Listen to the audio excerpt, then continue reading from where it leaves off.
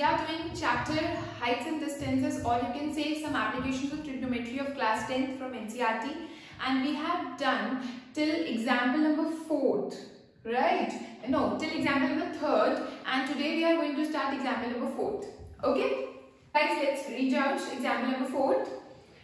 From a point P on the ground पे एक point P है, the angle of elevation of the top of a 10 meter tall building is 30 degree. मैंने बार बार ये बोल रही हूँ कि angle of elevation के लिए हम हमेशा नीचे हैं, और वो जिसको हम देख रहे हैं यानी जो ऑब्जेक्ट है हमारा, जो कि इस क्वेश्चन में हमारी एक बिल्डिंग है, उसका जो टॉप है उसको हम देख रहे हैं, वो की बिल्डिंग 10 मीटर है, वो ऊपर होगी। एंगल ऑफ एलिवेशन में हमेशा ऑब्जर्वर नीचे होता है। तो अगर ये मेरी बिल्डिंग है, this is my building which is 10 meter in height, तो कहां से देख रही हूं मैं उसको? from a point P on the ground, ये ऐसे, ठीक है, और उसके टॉप को देख रही हूं मैं, ये बिल्डिंग का टॉप है, यहां से अगर मैं इसको देख रही हूं तो it is 30 degree, angle of elevation is 30 degree. आगे देखते हैं, a flag is hoisted at the top of the building. Okay, एक फ्लैग इसके ऊपर टॉप पर होइस्ट किया गया, ये रहा फ्लैग, ठीक है, ये मेरा एक फ्लैग है, यहां पर मैं लिख देती हूँ, ये क्या है मेरा फ्लैग, कहां पर होइस्ट किया गया? टॉप पर, ठीक है। A flag is hoisted at the top of the building and the angle of elevation of the top of the flag staff. अभी पॉइंट P से ऑब्जर्वर खड़ा हुआ क्या देख रहा था? इस बिल्डिंग के टॉप को देख रहा था। अब फ्लैग होइस्ट कर दिया वहां पर टॉप पर, तो अब वो क्या देख रहा है? अब फ्लैग का टॉप देख रहा है वो, ठीक है।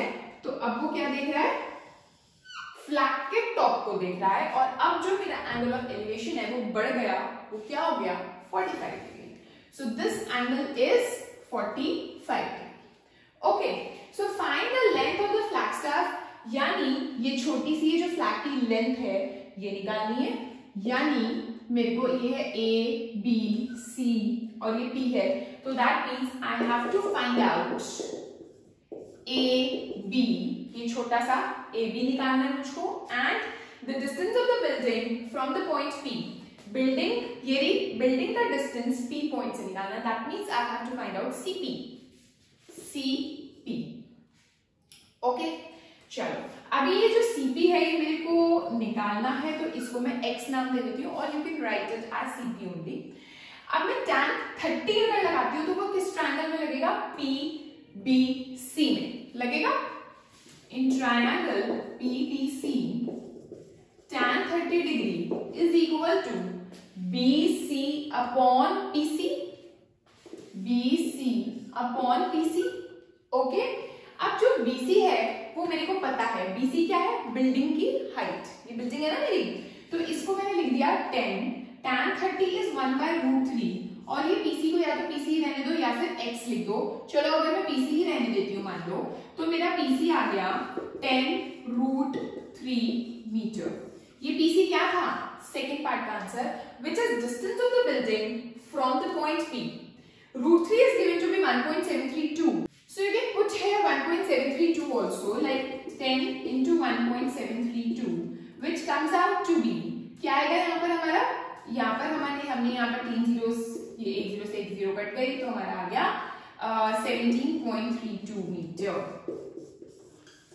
ओके, ना हमें क्या निकालना है? हमें निकालना है फ्लैग स्टाफ की height. That means I have to find out AB, ये छोटा सा डिस्टेंस, ठीक है। अब मैं क्या करती हूँ, पूरा का पूरा जो ट्रायंगल है यानी ट्रायंगल APC में लगाती हूँ। इन ट्रायंगल APC अगर मैं लगाऊं, वो आएगा tan 45, ये पूरा is equal to AC upon PC, AC upon PC। tan 45 होता है 1, PC में ऑलरेडी निकाल चुकी हूँ, विच इज 10√3, ऑलराइट, और AC, अच्छा अब AC मुझे नहीं चाहिए था, वैसे मुझे चाहिए AB, कोई बात नहीं, AC निकाल लेते हैं पहले, तो मेरा AC आ गया 10√3 मीटर। ओके, नाउ BC क्या है? 10 है, AC क्या है? 10√3। मेरे को निकालना क्या है? मेरे को निकालना है AB, तो AB क्या होगा? AC minus BC, AC minus BC, which is 10√3 minus 10, 10 common, √3 minus 1. Okay, √3 की वैल्यू पुट करी 1.732 minus 1.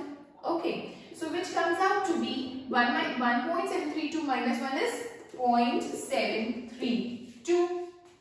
All right, ठीक है.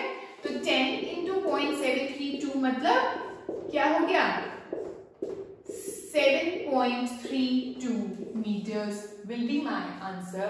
This much is the height of the Flagstaff. Okay, so let's move on to next example, which is example number 5. Okay, ये question ध्यान से समझना है. Maximum बच्चों, ऑलमोस्ट सब बच्चों को इस क्वेश्चन में प्रॉब्लम होती है. ठीक है, तो आराम से, सुकून से, रिलैक्स होके ध्यान से समझिए. ठीक है. The shadow of a tower, tower है ये मेरा, शैडो परछाई, the shadow of the tower standing on a level ground is found to be. ये जो सेंटेंस में पढ़ने जा रही हूँ ये बहुत कंफ्यूज करता है बच्चों को, ध्यान से समझिए. The shadow of the tower standing on a level ground is found to be 40 meters longer when the sun's altitude is 30 degree than when it is 60 degree. I know किसी को कुछ समझ नहीं आया है, फिर भी मैं एक बार दोबारा एक्सप्लेन करती हूँ. देखो ये टावर है, ठीक है. अगर मैं कहूँ कि शैडो उसकी क्या कहाँ पर होगी, ये अगर टावर है तो इसकी शैडो ही होगी. ठीक है, शैडो छोटी नजर आ रही है, कोई बात नहीं, मैं बड़ी बना देती हूँ. ये लो, टावर को छोटा कर दो. चलो, ये टावर है मेरा, तो शैडो मेरी हो गई ये अभी. ठीक है, ये टावर की शैडो है. अब जो टावर की शैडो 30 डिग्री पर है ना, ठीक है, एक 30 डिग्री पे देखनी है टावर की शैडो और एक 60 डिग्री पे देखनी है. ठीक है, ऐसे समझो. एक टावर की शैडो, टावर सेम है, उसी टावर की शैडो एक 30 डिग्री एंगल पर देखनी है और एक 60 डिग्री एंगल पर देखनी है. ठीक है, तो इस तरह से फिगर होगी. अब ऑब्वियसली ये एंगल छोटा है और ये एंगल बड़ा है, हमको वैसे ही दिख रहा है. ठीक है, पहले तो ऐसे समझते हैं क्वेश्चन को. तो ये 30 डिग्री होगा ऑब्वियसली और ये 60 डिग्री होगा, बड़े वाला एंगल 60 डिग्री होगा. अब शैडो जो है it is found to be 40 metre longer when the sun's altitude is 30 degree then when it is 60 degree.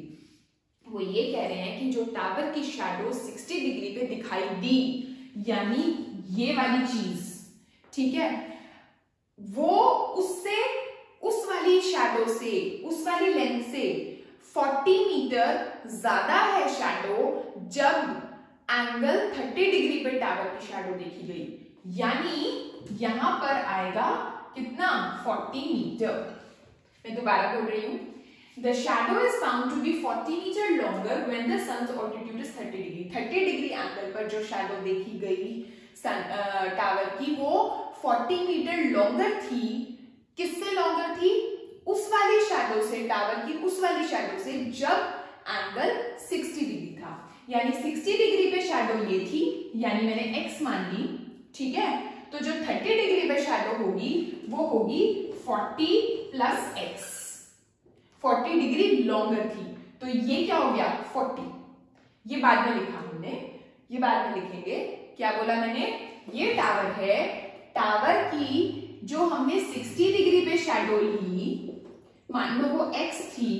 ठीक है, मान लो वो x थी, और जो 30 डिग्री पे शैडो ली उसी टावर की, वो उस वाली शैडो से 40 डिग्री ज्यादा थी, यानी 40 प्लस x थी. तो 40 प्लस x और ये x, तो ये क्या हो गया 40. This is the question. Okay, अब हमें निकालना क्या है? हमें निकालना है find the height of the tower, यानी ये निकालना है. So this is A, we label it as A, B, C and D. Okay? अभी अब समझ आया क्वेश्चन? तो हम क्या करेंगे?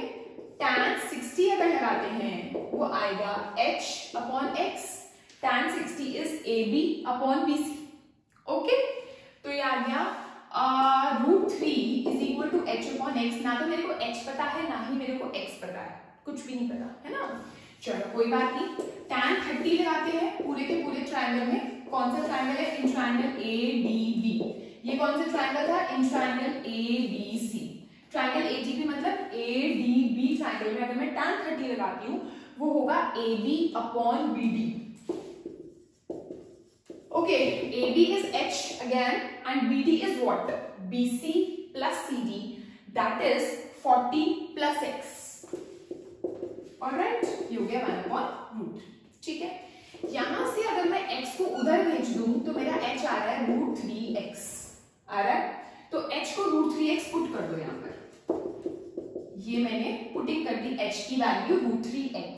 ठीक है, ये इक्वेशन नंबर 1 थी, तो यहां मैंने लिख दिया put h is equal to √3x from equation 1। Okay, now cross multiply. 40 plus x is equal to 3x. √3 into √3 is what? 3. Now 40 is equal to 3x minus x. ठीक है, तो 2x is equal to 40, यानी x is equal to 20.